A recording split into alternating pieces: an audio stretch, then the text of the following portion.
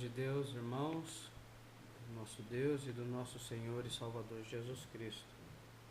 Vamos dar continuidade aqui no nosso estudo bíblico. O assunto é bibliologia e fizemos uma introdução em duas partes. Eu achei por bem, fazer o vídeo compondo mais ou menos cada um de 30 a 40 minutos, estourando aí 45 minutos para os irmãos poder, ir se adaptando ao estudo.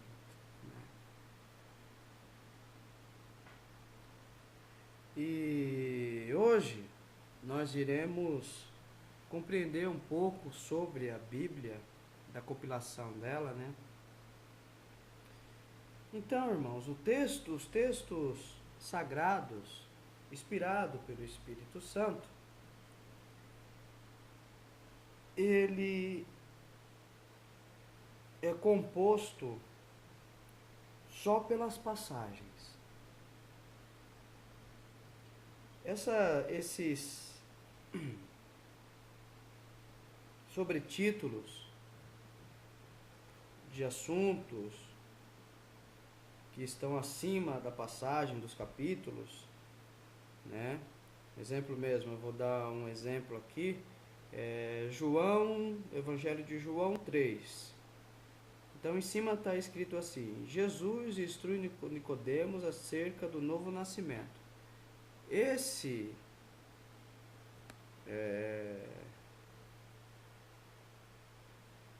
texto em cima, que está falando do assunto que será tratado abaixo, o título, não é texto inspirado pelo Espírito Santo. Isso daqui foi a Sociedade Bíblica Brasileira que colocou, sobre os assuntos da Bíblia, que muitas das vezes nos faz uma pequena introdução sobre o que será lido, ou que o texto está falando, e algumas das vezes traz até confusão. Ou confusão do ponto de vista assim, não consegue expressar o texto do que está sendo falado. Mas isso é só alguns detalhes com relação a esse assunto, Outra coisa também são os capítulos. O texto original não tem capítulos. Aí quando nós pegamos algumas passagens dos apóstolos, e alguns apóstolos, João, Paulo, Pedro, Pedro e Paulo, algumas passagens ele diz assim: está escrito, em algum lugar está escrito. Paulo tem uma passagem que ele fala assim: em algum lugar está escrito, e aí ele cita. Justamente por quê? Porque os irmãos eles não tinham os capítulos.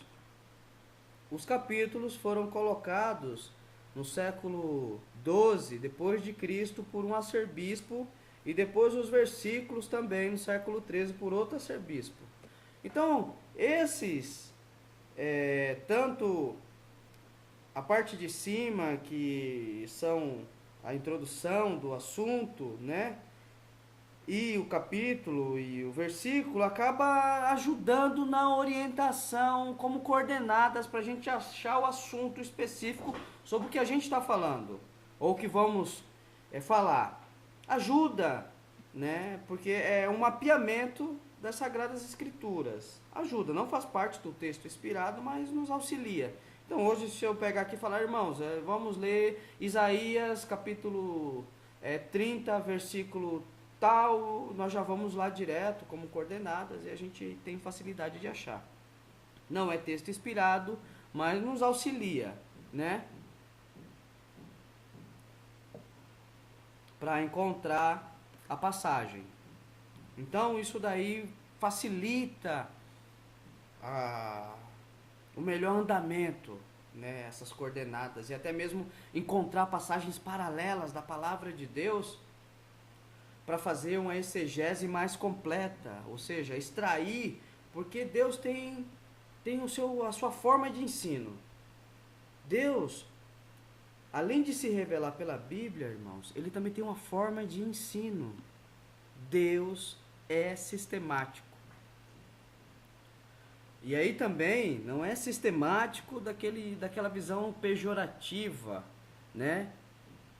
O sistemático é aquela pessoa que é chato. Não, não é esse tipo de sistemático. Deus é sistemático porque tudo que Deus faz segue diretrizes perfeitas e complexas também. Em toda a criação nós vemos isso. Os filósofos gregos perceberam isso. Eles perceberam que tudo era muito bem organizado.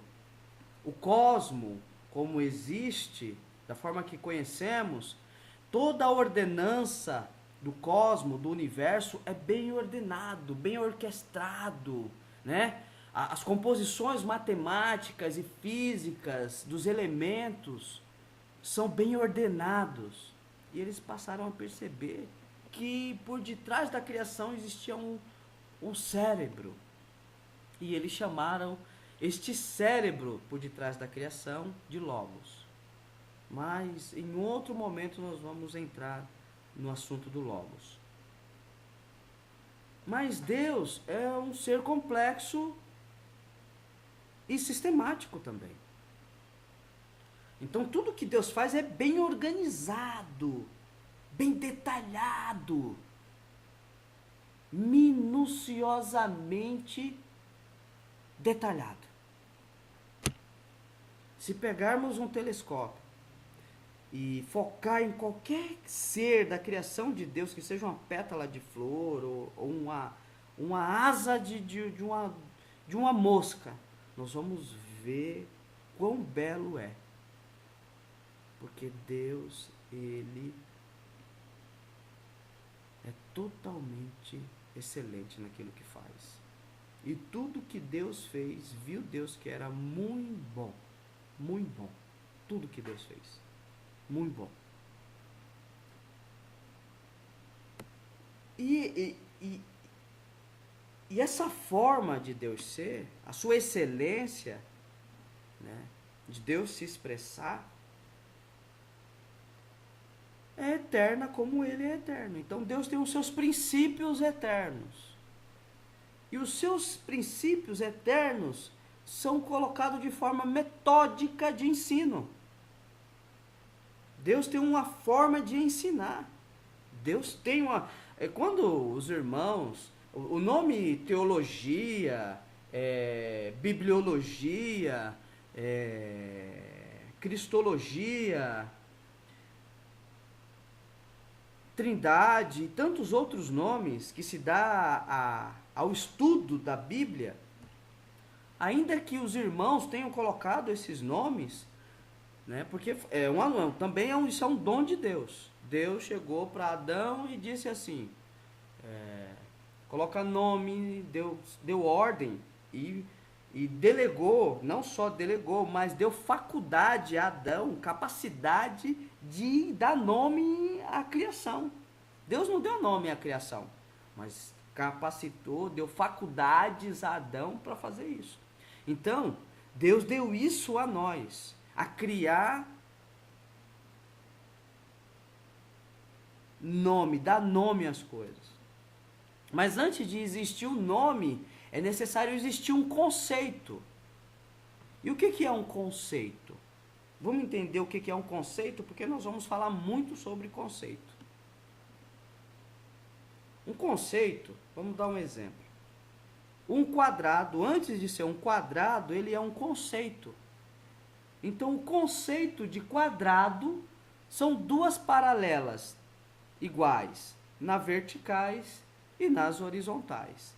Então, duas paralelas verticais e duas paralelas horizontais das mesmas medidas, isto é um quadrado. Este conceito é universal. Então, antes de eu criar a palavra quadrado, tem que existir um conceito por detrás do quadrado. Então, o conceito é antes da própria palavra. Porque a palavra vai expressar o conceito. O conceito de quadrado são duas paralelas nas verticais da mesma medida e duas paralelas nas horizontais da mesma medida. 2 por 2 por 2 por 2. Vamos dar um exemplo. Isso é um quadrado. E isso é um conceito universal de quadrado. Deus deu ao homem essa capacidade de extrair do conceito um nome para dar ao conceito. Então, quando se fala cristologia, logia vem de logos, do verbo logos, do grego, que significa tratado sobre. Cristologia é o tratado sobre Cristo. Bibliologia é o tratado sobre a Bíblia. Teologia é o tratado sobre Deus. Odontologia é o tratado sobre os dentes. Pneumatologia é o tratado sobre o pecado.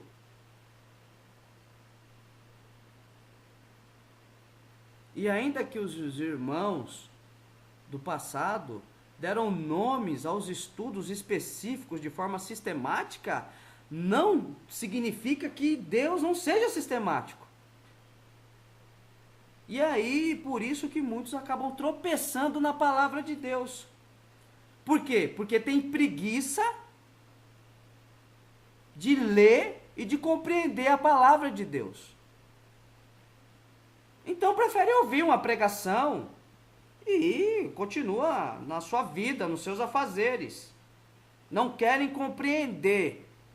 E aí vai extrair, vai fazer uma exegese falsa de uma passagem bíblica que Paulo não está falando da palavra de Deus, que diz: a letra mata, o espírito vivifica, irmão.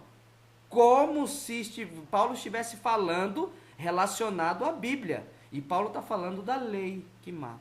E o espírito que está em nós é vivificante, vivifica. Paulo não está falando de ler a Bíblia, de compreender o que ela está falando, fala, diz, ensina, não, pelo contrário. Ele diz: meu filho Timóteo, se esforça em ler, aprende, persevera na leitura. Foi isso que Paulo falou para Timóteo. Paulo disse que nós temos que manusear a palavra de Deus para que não tenhamos do que se envergonhar. Mas ter Deus é ser místico. Macumbeiro também é místico. Hinduísta também é místico. Seixenoê também é místico. Satanista também é místico. Ser místico é crer no sobrenatural. Ser espiritual é outra coisa. Não podemos colocar ser espiritual ou ser místico. Não existe isso. Ainda que o homem espiritual também seja místico. Crer no sobrenatural. Mas crer no sobrenatural não é ser espiritual. Ser espiritual é além. As minhas palavras, disse Cristo, são espírito.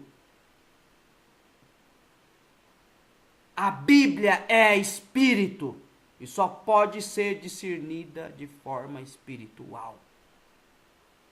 Mas nós não podemos ignorar os nossos irmãos que com muito esforço nos deu a compreensão melhor da palavra de Deus, que lutaram antes de nós.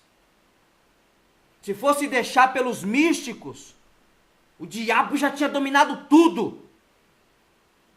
Mas o Senhor disse que edificaria a sua igreja sobre ele, e o Espírito Santo nos conduziria a toda a verdade. Toda a verdade. Quem for de Deus irá se salvar. Não será enganado, nem por homens fraudulentos e nem pelo diabo. Existem dois tipos de classes de enganadores. O enganador que engana de forma direta, que se coloca contra Deus de forma direta, ele engana de forma deliberada. Ele sabe que está enganando. Ele é a semente da serpente, o filho da perdição, do diabo, que se introduziria no meio do povo de Deus e colocaria e negaria ao Senhor que os resgatou. Esses são a semente da serpente, são da sinagoga de Satanás. Existem os que enganam por serem enganados, mas enganam da mesma forma e não tiram deles a responsabilidade de aprender o que é verdadeiro. Posso dar um clássico que foi introduzido no meio do povo, de engano? Eu vi de um ilustre do ministério que disse assim, 2 pontos. Irmãos, aqui no púlpito é o tribunal de Cristo.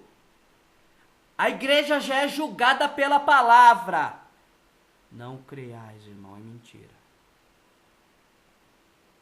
Ou ele está mentindo de forma deliberada, no intuito de enganar, se colocando de forma direta contra a revelação de Deus, a Bíblia, ou ele está sendo enganado e por isso está enganando, mas não deixa de ser mentira o que está sendo falado. Todos nós iremos se apresentar diante do tribunal de Cristo. Foi o que o nosso irmão Paulo falou em várias das suas epístolas. Todos se apresentarão diante do tribunal de Cristo para receber o seu galardão, segundo as obras, seja ela boa, seja elas más. Todos. Agora quer ficar confortável, deixa eu me escorar aqui na cadeira, eu estou na graça. Continua dando ouvidos. Não julga conforme o que a Bíblia ensina.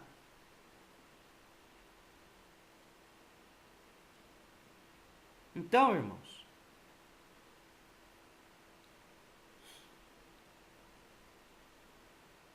o estudo sistemático da palavra de Deus,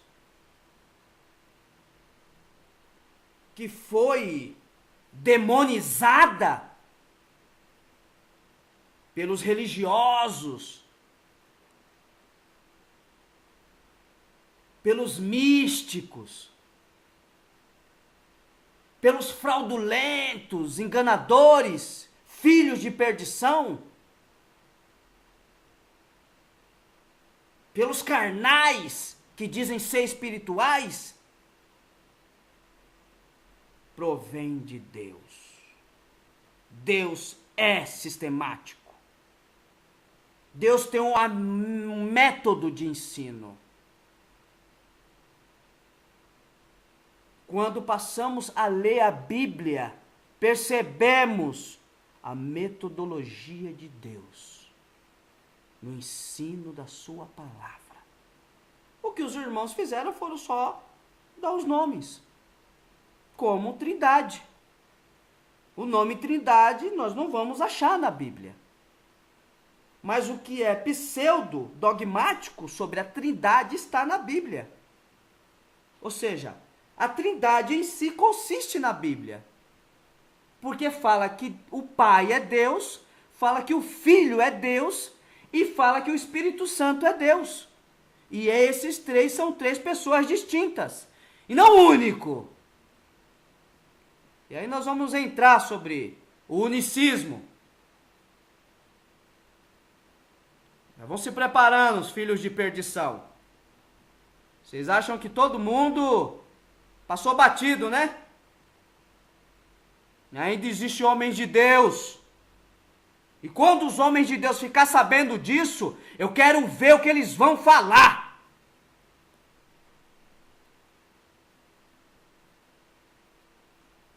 se é isso mesmo, se vai negar a pessoa do Filho de Deus, como vocês agora colocaram no inário. São 3 pessoas distintas, filhos de perdição. Quem nega o Filho não tem o Pai. E quem está agindo por detrás disso é o espírito de anticristo. A máscara vai cair.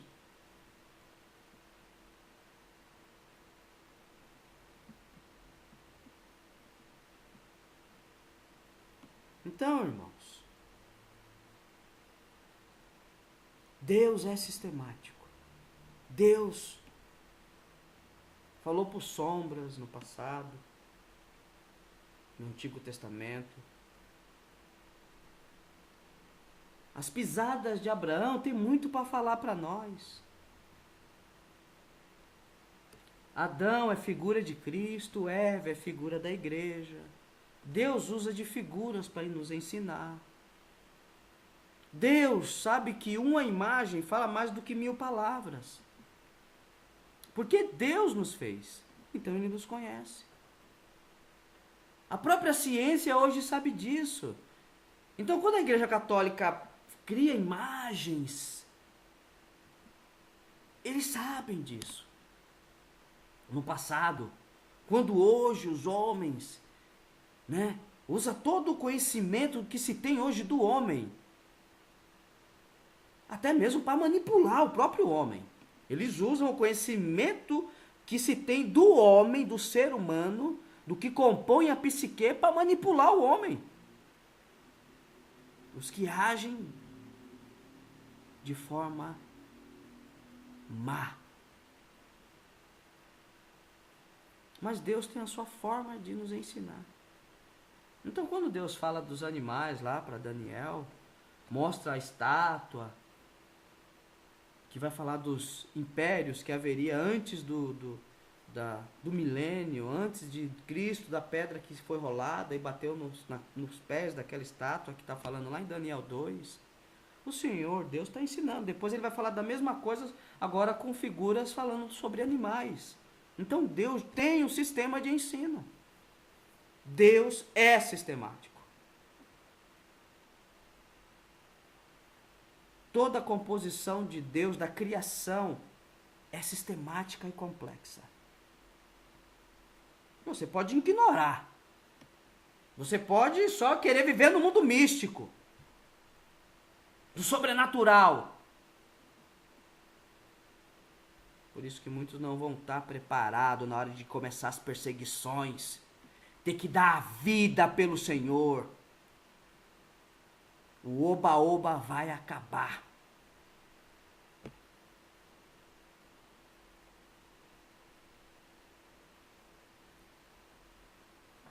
Então Deus tem uma forma de ensinar. Então, ainda que os irmãos deram nome a cada ensino de Deus na Bíblia, o ensino em si ele existe. O ensino da Trindade está na Bíblia. A teologia, que é o estudo de Deus, está na Bíblia. A cristologia, que é o estudo de Cristo, está na Bíblia. Quando a gente passa a ler a Bíblia, a gente vê que é sistemática. Que vai falar de Cristo no Velho, no Novo Testamento. E a gente tem que ver todas essas passagens para conhecer quem é o Filho de Deus. Para conhecer quem é Deus. Nós temos que conhecer quem servimos. Nós não podemos ignorar a palavra de Deus, que é a Bíblia. Ou abrir a Bíblia só no momento que estamos reunidos. E mais não. Porque se abrir fora dali... irmãos. Cuidado para não dar ouvidos a espíritos enganadores. Que querem afastar a irmandade do caminho da verdade. Quem se afasta da Bíblia, se afasta de Deus. Se afasta de Deus. Quem se afasta da Bíblia, se afasta de Deus. Está colocado, quem abandona a Bíblia, e só quer viver no mundo místico, ele está sujeito a todo tipo de classe de enganos de demônios. Porque ele vai ser levado de uma doutrina para outra. Se um diz que Deus falou na boca dele, ele vai crer. Se o outro diz outra coisa, ele vai crer. Se o outro diz outra coisa, ele vai crer. Por quê? Porque ele está fora. Ele não sabe.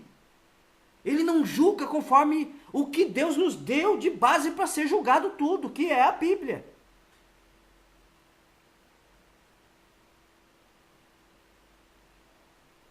Então Deus tem uma forma de ensino.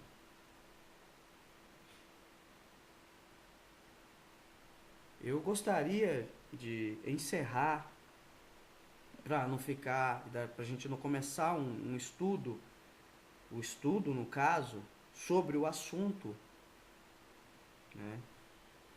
Mas já quando a gente começarmos mesmo sobre o assunto, daí então pegarmos de forma direta sobre o assunto. E essa forma que Deus tem de nos ensinar, né?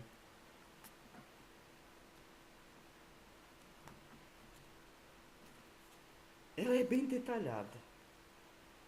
Agora, eu vou pegar um salmo aqui, algum salmo. Vou pegar aqui o Salmo 60. Então, no Salmo 60, em cima, diz assim: ação de graças por várias vitórias. Isso daqui foi colocado pela Sociedade Bíblica. Mas o que está abaixo já é texto inspirado. Já é texto sagrado. Diz assim: Mictão de Davi, de doutrina para o cantomor, sobre Susã e Dute, quando pelejou com os sírios de Mesopotâmia e com os sírios de Zobá, e quando Joabe, voltando, feriu no vale do Sal a 12.000 dos idumeus. Aqui já é texto inspirado por Deus. Ainda que o assunto que está aqui, que acabamos de ler, é um assunto, vamos dizer assim, histórico, né? Ele está falando, ele está datando o que aconteceu. Um documento. Só que o documento, ele vai ser escrito abaixo, inspirado por Deus. Então aqui já é texto inspirado. Mas os capítulos e os versículos, e esse nomezinho que fica em cima, né, de cada passagem, não é texto inspirado. Nos auxilia em muita coisa, mas não é texto inspirado. Algumas vezes é necessário buscar os originais, tanto o hebraico como o grego, para ter uma melhor compreensão da palavra de Deus. Não que vai mudar. O único escrito que eu vi que eles alteraram foi o escrito que eles chamam de Bíblia, né? As chamadas Testemunhas de Jeová. O escrito deles, que eles chamam de Bíblia, eles alteraram tudo. E depois nós vamos ver isso. As alterações que eles fizeram para enganar o povo. Para enganar o povo. E aí eles dizem que não há outra tradução. A tradução verdadeira é a deles. É toda seita religiosa. Eles são os verdadeiros. Se não fizer parte do grupo deles, você está fora. Toda seita religiosa é assim. Ainda que haja pessoas lá sinceras, mas que estão sendo enganadas. Esses são os princípios de seita religiosa.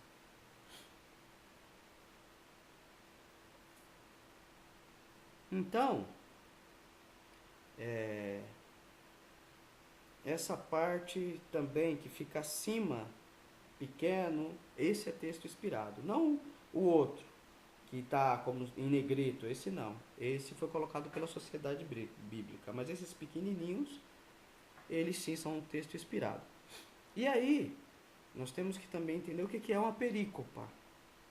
Porque aí, às vezes, esse arcebispo, o irmão que colocou os capítulos, ele não prestou muitas das vezes atenção nas perícopas, né? A perícopa é uma ideia sobre o assunto que vai estar falando um profeta ou alguém, ou um apóstolo, até o Senhor Jesus, sobre um determinado assunto, E aí a gente percebe que aquele determinado assunto não acabou, mas o capítulo acabou.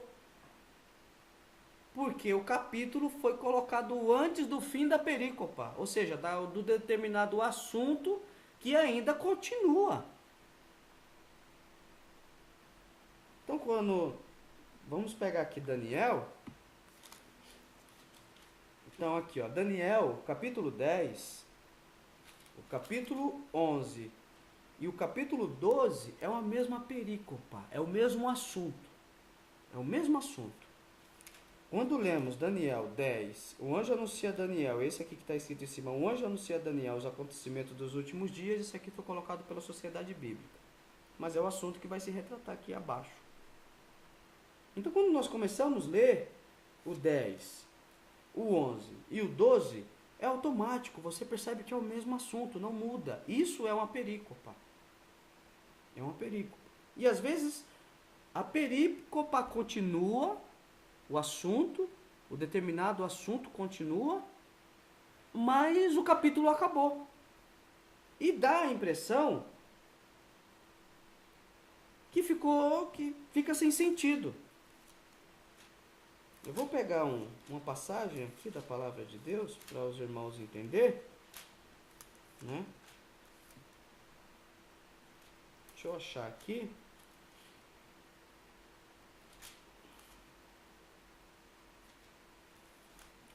Mateus.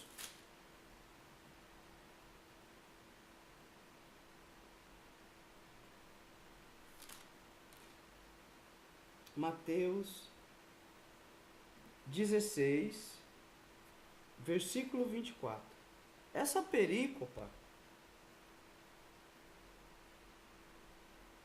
antes disso veio a confissão de Pedro, no 16, que em um outro momento nós vamos passar por aqui e ver a profundidade do que tem essa passagem, né, que o Senhor deixou para nós. Mas, como estamos focados na perícopa, vamos entender essa questão.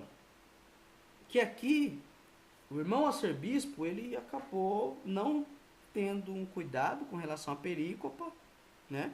E aí o capítulo ficou no lugar errado. Ele começou no lugar errado, porque o versículo 16 vem tratando de determinado assunto, e aí o capítulo 16 vem tratando de determinado assunto. Agora no versículo 24, vamos ler, para a gente entender.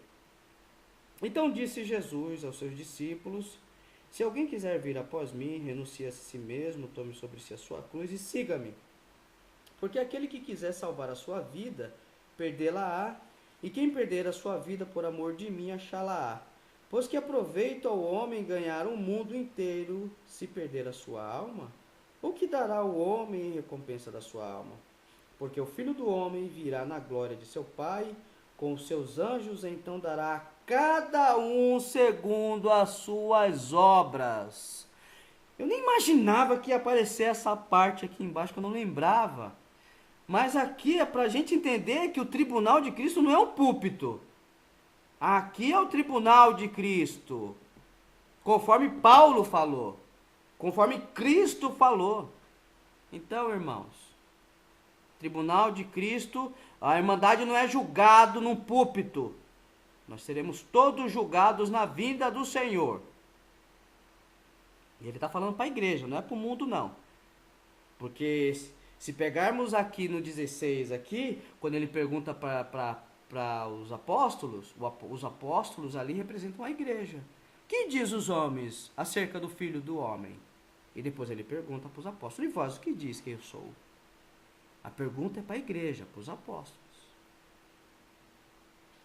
Então aqui que ele está falando, aqui ele está retratando a igreja. Então dará a cada um segundo as suas obras. Em verdade vos digo que alguns há dos que aqui estão, que não provarão a morte até que vejam vir o Filho do Homem no seu reino. Aí acabou. Aí dá a entender que acabou o assunto. Mas o assunto não acabou. Porque quando a gente passa por 17, A perícopa não acabou. O assunto vai continuar. 6 dias depois, tomou Jesus consigo a Pedro e a Tiago e João, seu irmão, e os conduziu em particular em um alto monte, e transfigurou-se diante deles, e o seu rosto resplandeceu como o sol, e os seus vestidos se tornaram brancos como a luz.